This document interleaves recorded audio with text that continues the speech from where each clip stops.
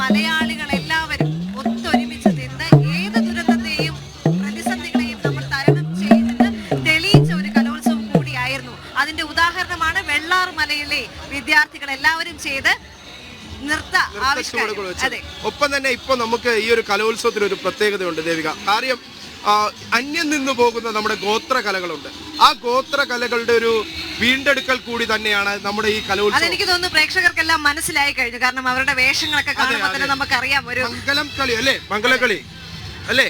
എവിടെ നമ്മള് വരുന്നത്? തൃശ്ശൂര്, കുന്നംകുളം. ഇത് സ്റ്റേജിൽ അവതരിപ്പിച്ച് കഴിഞ്ഞോ? കഴിഞ്ഞു.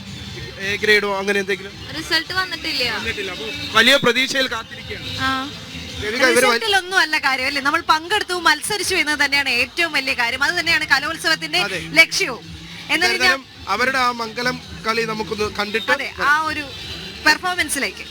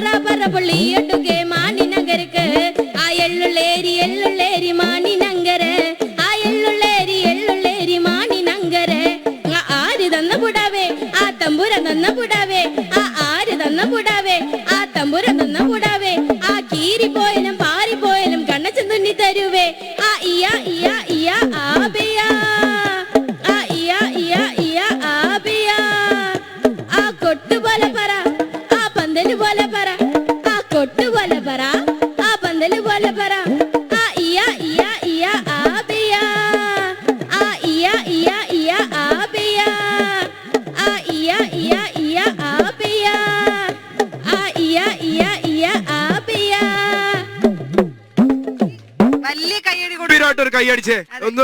ഈ കലാസ്വാദിക്കാൻ കൈയടിക്ക് ശക്തി പോരാ അല്ലെ വിനീഷ്? തീർച്ചയായിട്ടും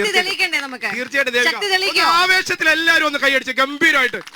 അതെ, ചെറുതായിട്ട് ആവേശം വന്ന് തുടങ്ങിയിട്ടുണ്ട്. പക്ഷെ ഇത് പോരാ എന്ന് വീണ്ടും ഓർമ്മിപ്പിക്കണം. അതിനിടയിൽ തന്നെ ഒന്ന് വന്നേ, ഒരു മിനിറ്റ് വാ. വാദ്യം വരൂ. വാദ്യക്കാരുടെ അടുത്ത് എന്താണ് ചോദിക്കാൻ പോണേ? വരൂ. അല്ല, ഞാൻ പ്രത്യേക നോട്ട് ചെയ്ത് വെച്ചിട്ടുണ്ടായിരുന്നു. ആ ക്യാമറ ഒന്ന് സൂം ചെയ്താൽ ഇവിടെ അമ്മ എന്ന് പച്ച കുത്തിയിരിക്കുന്ന കാണാൻ പറ്റും. ഇതാണ് ഞാൻ ഏറ്റവും എനിക്ക് തോന്നുന്നു നമ്മൾ പഴമയിലേക്ക് എത്തുമ്പോൾ നമ്മൾ ഒരിക്കലും മറക്കാൻ പാടില്ലാത്ത ആ രണ്ടക്ഷരമുണ്ട്. ആ രണ്ടക്ഷരമാണ് അദ്ദേഹം നെഞ്ചിൽ കൊത്തി വെച്ചിരിക്കുന്ന ആ ഒരു എന്താ പറയാ അല്ലെ, മനോഹര കാഴ്ച. അമ്മയോടുള്ള അടങ്ങാത്ത സ്നേഹം അല്ലെ, മാതൃത്വത്തിന്റെ. അമ്മമാർക്ക് വേണ്ടി ഒരു കയ്യടി.